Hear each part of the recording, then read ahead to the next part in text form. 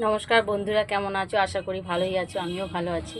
আজকে ব্লগটা এখান দিয়ে শুরু করলাম। আজকে একটু দেরি হয়ে গেছে, প্রচুর গরম, ভাবসানি গরম।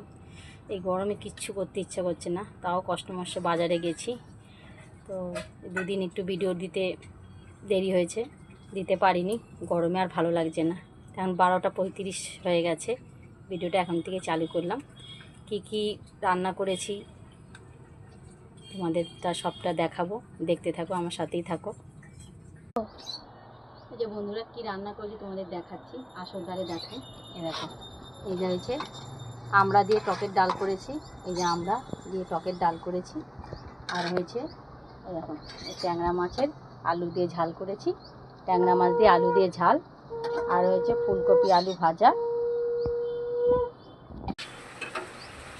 এই যে ফুলকপি আলু ভাজা করেছি। আর হয়েছে সঙ্গে থাকছে সাদা ভাত। ট্যাংরা মাছটা হয়ে গেলে ধনেপাতাগুলো দিয়ে দেবো। তখন ট্যাংরা মাছের তরকারিটা হয়ে যাবে। তখন তোমাদের বন্ধুরা, ট্যাংরা মাছের ঝালটা হয়ে গেছে। এবার আমি ধনেপাতাগুলো দিয়ে দেবো উপর থেকে। ধনেপাতাগুলো দিয়ে দিয়েছি, দেখেছো? ধনেপাতাগুলো সব দিয়ে দিয়েছি।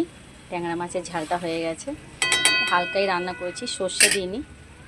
আদা রসুন পেঁয়াজ লঙ্কা দিয়ে করেছি। আর এই যে তোমাদের দেখালাম ফুলকপি আলু ভাজা।